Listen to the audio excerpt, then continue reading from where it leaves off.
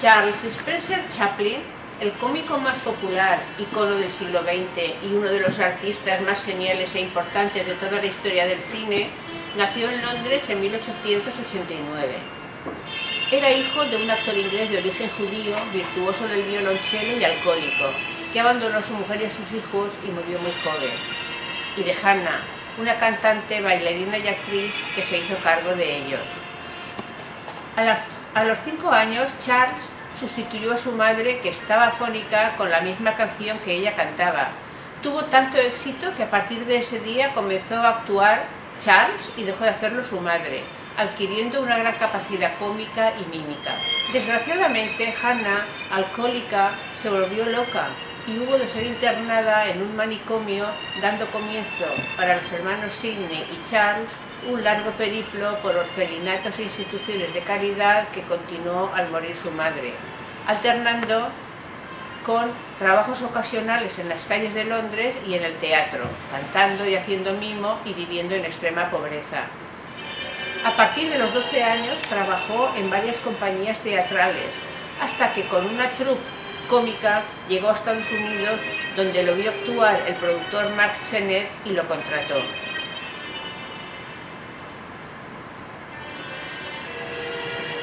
Estuvo rodando docenas de películas para Sennett, jefe de la productora Keystone, muchas de las cuales dirigió, hasta que comenzó a rodar sus propias películas.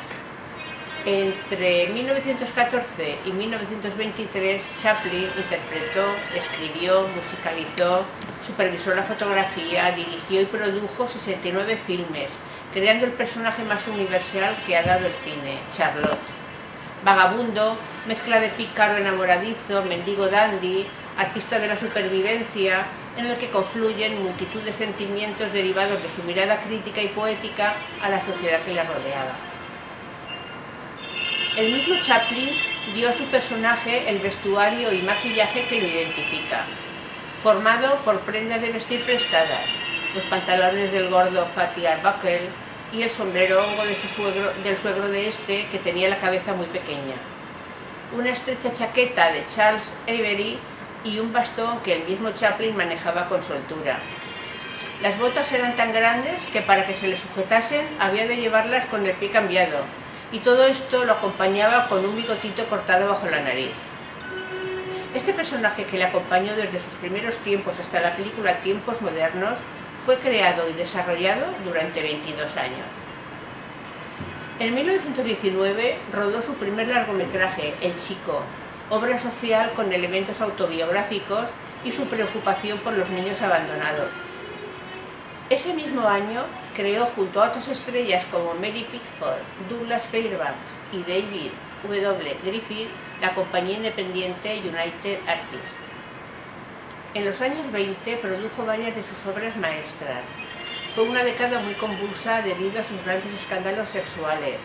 Chaplin, que estaba divorciado de la actriz Mildred Harris, con quien se había casado embarazada un año y medio antes, era muy aficionado a las jovencitas. El gran escándalo se produjo cuando Lita Grey, que había aparecido en la película El Chico, se convirtió en objeto del deseo de Chaplin, quien nunca pensó que tendría que casarse con ella cuando la actriz quedó embarazada del cómico con solo 16 años. Tras un tormentoso matrimonio y un sonado pleito, se divorciaron en 1927.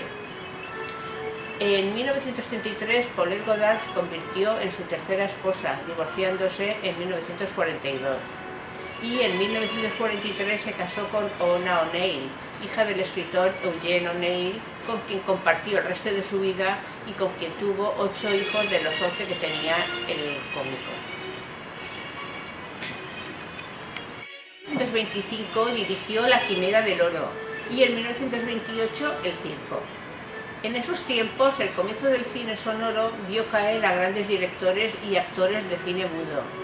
Esto preocupó a Chaplin, pero sus siguientes películas siguieron siendo eminentemente de mímica y pantomima muda, aunque incluyó sonidos y música.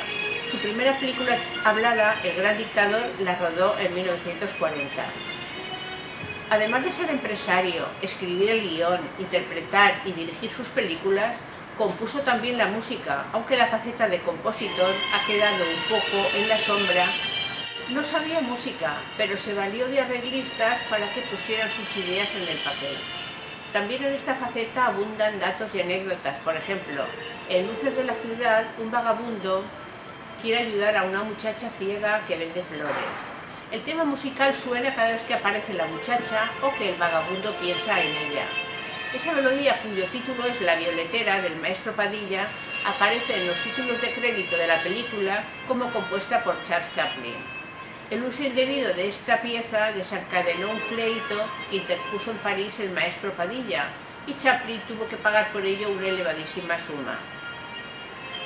El trasfondo social de las películas de Chaplin, la sátira contra las dictaduras de la película El gran dictador, en la que interpreta caricaturescamente a Hitler, desataron las críticas del puritanismo americano. Las campañas de descrédito se intensificaron a partir de la película Monsieur Verdoux, sobre un personaje que, emulando a Barba Azul, seducía y asesinaba a mujeres para quedarse con su dinero y así mantener a su familia. El trasfondo comparativo entre los crímenes de Verdoux, interpretado por Chaplin, y lo que hacían los aliados durante la Guerra Fría no gustó a las autoridades y patriotas americanos. Además, fue acusado por la Comisión de Actividades Antiamericanas de simpatizar con el comunismo, y aunque se negó a declarar, Chaplin tuvo que exiliarse de Estados Unidos en 1953. En Londres, en 1957, dirigió e interpretó Un rey en Nueva York, una obra maestra crítica despiadada de la sociedad americana, de las persecuciones del macartismo que él mismo había sufrido y del dominio de la publicidad. En 1972 decidió regresar a esa América a la que había jurado no volver para recibir un Oscar especial en medio del entusiasmo popular. Su filmografía es muy larga. Entre 1914 y 1918 filmó más de 60 películas de Charlotte, dirigidas por él, excepto algunas de las primeras rodadas por la productora Keystone. En 1920 rueda el primer largometraje, El chico. En 1921, Vacaciones. En el 22, Día de paga y El peregrino. En el 23, Una mujer de París. En el año 25, La quimera del oro. En el 27, El circo. En el 1930, Las luces de la ciudad. En el 35, Tiempos modernos. En 1946, Monsieur Verdoux. En 1952, Candilejas. En 1955, Un rey en Nueva York, que dirigió en Londres.